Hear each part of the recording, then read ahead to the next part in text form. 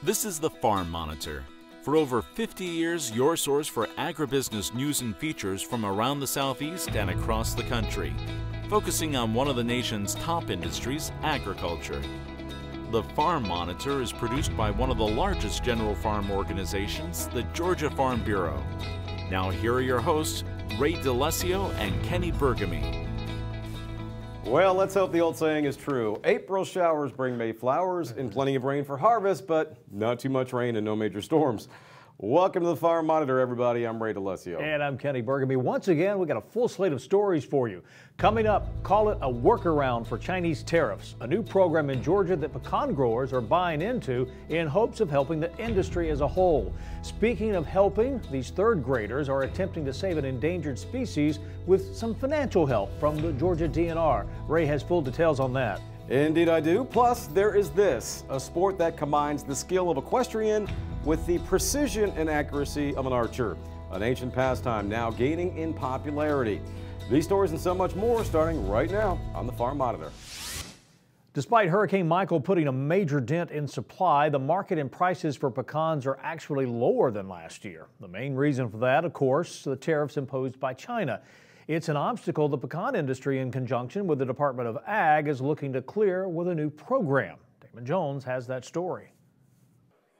While the pecan industry had been on an upswing over the past 5 years, 2018 will unfortunately not be looked upon kindly, as these are some of the scenes that will be remembered the most in the wake of Hurricane Michael, a storm that damaged around half of the crop in the nation's largest producing state. This will be a year that we'll remember for quite a long time. It's been pretty difficult. Like you said, the markets have been down. Storm reduced our crop in the southwest corner of the state especially. Because of the depressed market, due largely to the recent tariffs from China, growers are looking for new and innovative ways to sell their product. And one direction they're looking at is through e-commerce. It came about that there might be an opportunity to sell products on an online-based platform that's partnering with Georgia Grown, so kind of following that Georgia Grown brand logo, recognizable logo, and hopefully pecans can help maybe pave the path for other commodities to join onto that platform. This is a program that we partnered with the Georgia Pecan Grower Association and the Commission. It's given growers an opportunity to market directly to Chinese consumers. There's been some interest in the program and some people are taking advantage of it.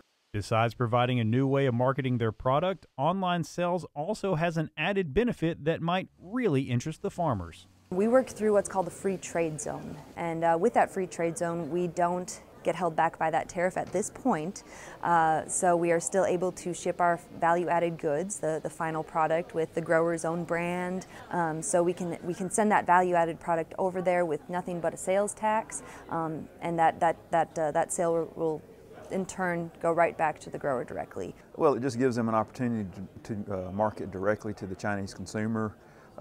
Nobody has sent any small 5-pound bags of in-shell pecans to them, but you know, growers could do that and try to take advantage of that, so there's no tariff on that type of product. So, you know, it may be a small outlet, but it may be one that some people need to take advantage of. As for how this pilot program works, look no further than the U.S. model and one of the country's largest tech giants. And the platform being an online store, basically on China's Amazon. For instance. So it's called JD.com. It's a very, very big online sales market, and with trends today, online sales even in the food industries are growing immensely. Because of this rise in buying merchandise through e-commerce, the door is now open to expanding the number of products to choose from. It's a fact that has certainly been noticed by the pecan industry. And we're looking to increase the variety that we send over there. So we're looking at sending oils and butters and everything when it comes to pecans. And we're looking at in-shell packages because it could be a crackable fun snack for Chinese consumers, and it could be the candied. You know, we're really trying to open up every avenue we can for the growers. Reporting from Tifton, I'm Damon Jones for the Farm Monitor.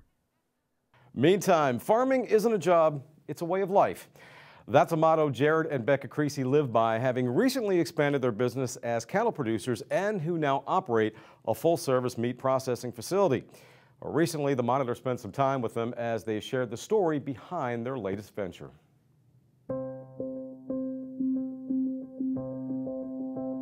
My husband Jared and I own and operate 920 Cattle and Company, which is a commercial and seed stock operation. And we started into the meat business where we were selling whole halves and quarter beef direct to consumers, and then that quickly went beyond that to retail cuts and then also to some contract restaurant business. All my life we brought show steers up here through FFA and 4-H, and you know, we bring them up here and get them butchered and sell quarter, half, or whole to someone else, and we would maintain the other in our freezer. It's always been fun to come up here and hear the stories and the history behind this place and really grow from that. But then once we started bringing our cattle up here from our farm to get butchered to sell to the restaurant market or to sell to the home market to folks, we were approached. Mr. Bobby asked if we'd be interested in doing it. When we acquired the business, we were very, very blessed to be able to keep Mr. Bobby involved. So he's been with us every step of the way and helped this transition be a very smooth process, has taught us the ways of his business and how he ran it for 70 years. And with that acquisition, we also were able to keep the current employees that were here on hand. And so for us, that's been incredible. Really, honestly, I don't think it would be possible without their experience and their wisdom. We are one of just a handful of state-inspected meat facilities that are available for producers to come and do custom butcher. So with that comes a certain degree of responsibility because it's just a tradition and a way that it's just not as common anymore. So we try to cater to those producers who still want to process their own livestock. Here we'll do cattle, hogs, sheep, and goats, and then we'll do seasonal deer processing also. So it's really for producers who are raising their own livestock and want a way to process their animals. It's also for consumers who are not directly involved in the livestock markets or in the raising and production of livestock animals to be able to purchase meat that they are familiar with and that they know exactly where it came from, what producer raised it. It's something that we always kind of found a passion in, being able to see our meat go from the pasture to the plate, and it allows us to have a better idea of what we're doing in our genetic herd, but then it allows us also to help other folks and provide a new set of eyes on the marketplace, being able to help our customers from a custom butcher standpoint and provide them feedback if they're interested. When we come back, money well spent. How these third graders in Monroe County are using a DNR grant to help save an endangered species.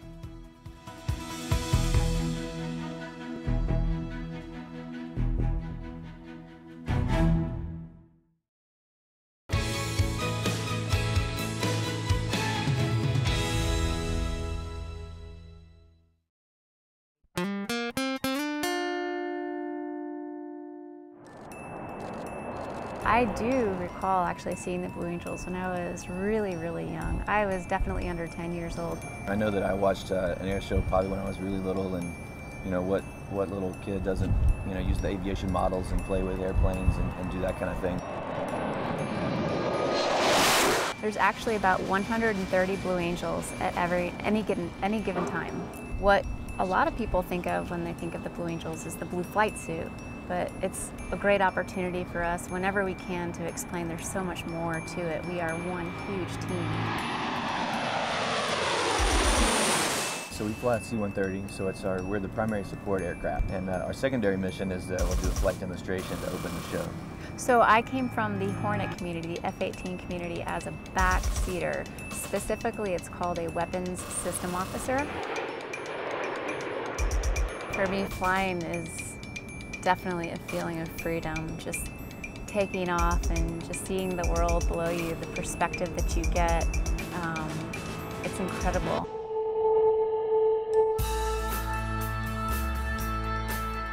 Follow your heart, follow your passion, and we're perfect examples of that. You know, having an ag background, and we found ourselves being Marines and then Blue Angels.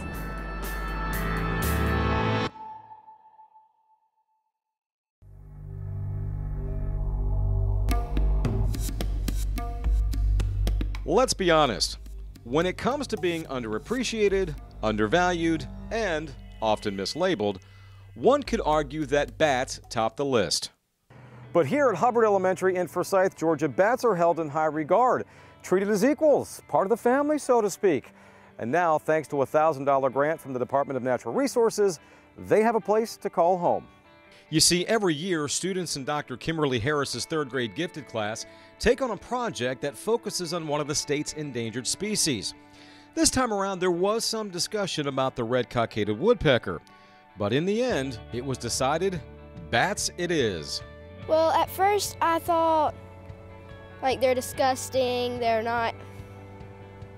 The only thing about them that was good was that they eat our insects so that we can, like, plant flowers and stuff like that. But now that I've learned more about them, I know that they're good to our environment. The more we researched, the kids just kept on saying, we should do bats, we should do bats. And at first I was shocked because, you know, in popular culture, bats are not really thought of highly, and these are small children, so I was like, are you sure you want to do bats? Yeah, we think they get a bad rap. Disney's got it all wrong, and based on our research, they're really nice, and they help the environment in so many ways, and we should help them. And then the kicker for us was we realized that they are critically endangered in the state of Georgia because of white nose syndrome. So once our kids figured that out, they were just like, we are doing the bats. White nose syndrome. Simply put, its effects have been catastrophic for the bat population as a whole. It's a fungus that grows on bats' exposed skin, making it difficult for them to hibernate. In most cases, the infected bat leaves the cave in search of food, wasting stored energy in the process and eventually dying from exhaustion while looking for insects that aren't around during that particular time of year. Knowing this from their research, students at Hubbard Elementary made it a priority to get their bat habitats correct from the onset. We started contacting biologists at the Georgia DNR. We worked with the Protect to Connect, and I might be saying that wrong. I always flip. It might be Connect to Protect, but it's out of UGA there, but botanists there to talk about the kind of plants that would attract the bats. So I really was able to get the assistance of several agencies to make sure that when we do get our habitat constructed, that it would be successful. I liked when we were measuring how far it was from the trees, because it has to be 20 to 30 feet away from trees. We started painting in late November, I want to say, because that's when the bat boxes were delivered to us. Well, before we started painting, we had to assemble.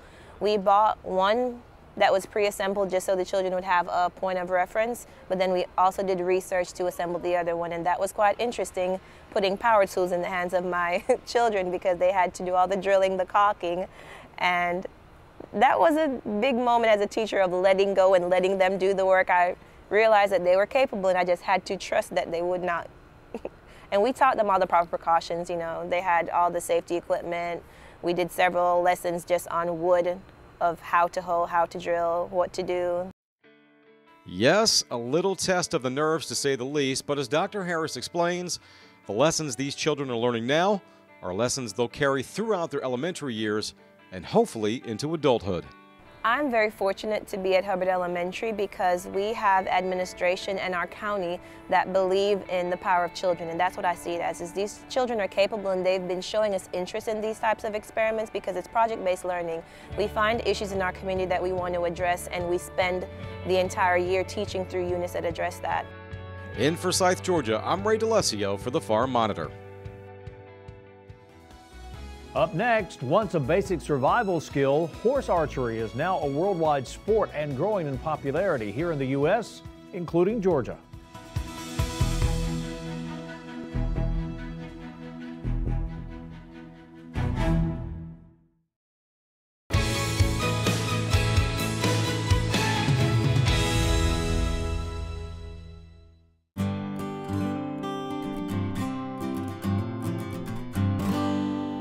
Hi, I'm Pat O'Leary with USDA's Office of Communications, and I'm here with Adam Klein from the USDA National Agricultural Statistics Service. Adam is the Census and Survey Division Section Head, and he's going to highlight some information about the Census of Agriculture and the upcoming once every 5-year census data release on April 11th. Adam, we've been hearing a lot about the Census of Agriculture pretty regularly over the last couple of years. What should everyone know about the Census of Agriculture? Well, thanks for having me, Pat. I always appreciate the opportunity to speak about the census. The census actually has a pretty long and interesting history, going back to 1840 when the first census was conducted. It was conducted in conjunction with the decennial census from 1840 until about 1920. After 1920, the Census of Agriculture broke off from the decennial census and was conducted every 4 or 5 years. In 1982, we began the every 5-year cycle we're on now, which is years ending in 2 and 7. The Census of Agriculture allows us to collect more detailed information on certain aspects of the agriculture industry, such as aquaculture and organic and horticulture. We do this with a series of special studies. These are surveys conducted in the in-between years of the 5-year Census of Agriculture. Adam, where will this data live? Where will we find it? All the Census of Agriculture data, including 2017 and the historical years, is all available on our website at www.nass.usda.gov.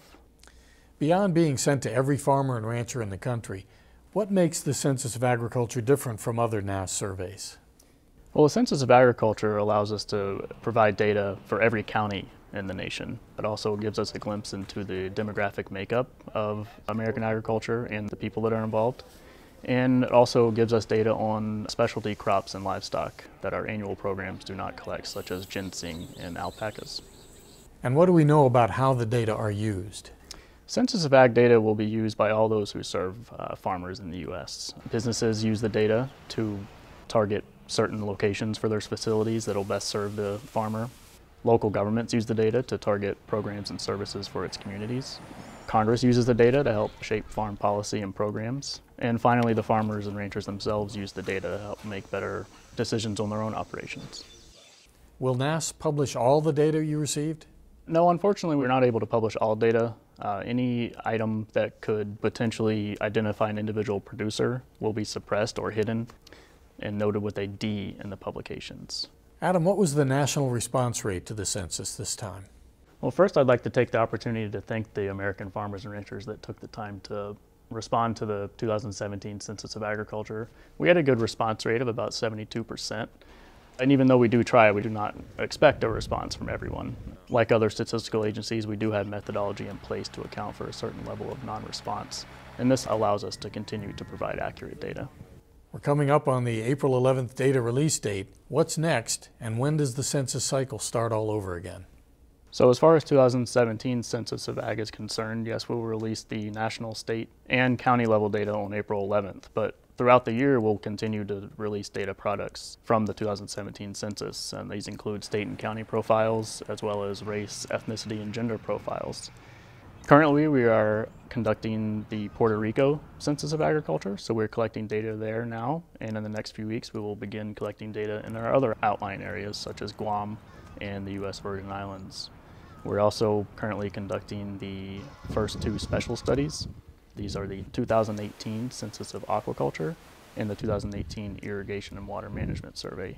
Meanwhile, we are planning for the next census, which is the 2022 Census of Agriculture. We currently have an area designated on our website for the public to offer comments and suggestions on questionnaire content. And we also have an area for farmers to sign up to be counted. Our goal is to continue to provide comprehensive and useful data to the American public. You barely have time to catch your breath when the census ends and you start all over again.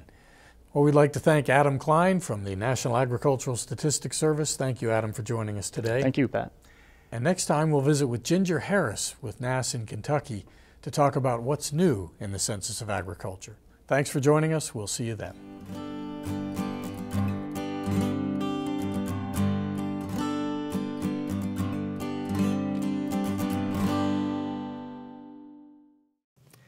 Finally this week, horses and archery. For centuries, they've gone hand and hoof. In fact, early Native Americans used horses in archery for hunting and, of course, during times of war. Yeah, Kenny, but nowadays it's more of an art form and a skill set seen at competitions worldwide, including one right here in Georgia, which is typically held in the fall.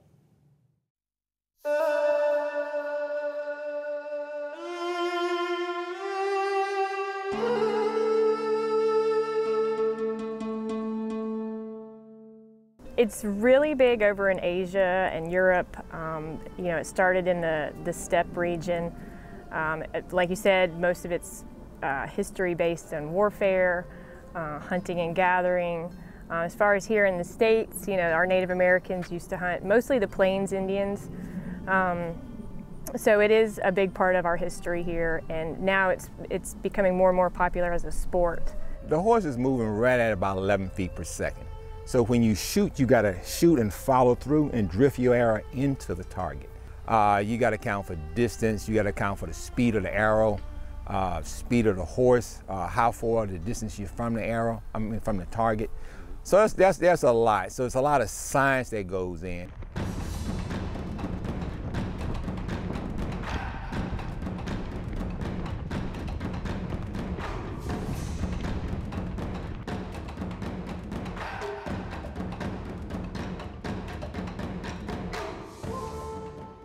The first time that I did it, I like so much adrenaline. I was really excited and just so happy, and it's just, I don't really know how to explain it. You're riding your horse, you're not able to necessarily pay attention to the horse as much because you're like focusing on shooting the target and everything. So you have to have that bond and that connection between you and your horse. I got involved with horse archery. My husband was actually interested in the cowboy mounted shooting and wanted me to do it, and I was like, no, I'm not really a gun person. I'm like, these girls are ex-barrel racers, and it just looks so difficult to. And then I had found a clinic out in West Georgia on horseback archery, and I thought it was a joke. I thought it was like one of those spam ads on Facebook. I really did. And I called, and she goes, no, this is for real. Come on out, try it. And I loaded my horse up, drove 2.5 hours out, spent a day out there, and had a ball. The first time I ever shot a bow and arrow was off of my horse. It is a martial arts, but the accuracy, again, controlling your horse, dropping the reins, being able to shift the horse with your body weight, giving the horses like certain cues, but you have to trust that horse. At the same time, you know, I like it because of the focus that you have to put into shooting arrow, and like meditation, your breathing technique, to release, pushing the arm forward. There's so many things that go in that plays a part in martial art. And I like the horses because, like, you can tell a kid or an adult about respect, but you know, they really don't understand it. But when you give them a horse, you either respect the horse and that horse respect you, or somebody get hurt. How far do you want to take this? Like I said, you're 13, you got the world in front of you. How far do you want to take this? I want to make it, I want to pretty much try to do it throughout my life until I can't anymore. And I want to make it to Korea, to the championships. I'm not quite there yet, but I've been working hard and trying to get better and everything. I think the youth is where it's at with anything. So we try to encourage a lot of the novices and the youth. We really try to cater to them while still making, you know, the competition and practices challenging for the more advanced archers.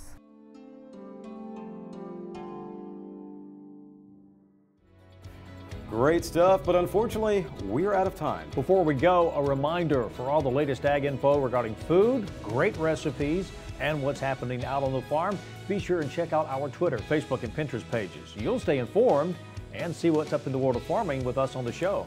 Take care, everybody. We'll see you next week right here on the Farm Monitor. As always, have a great week.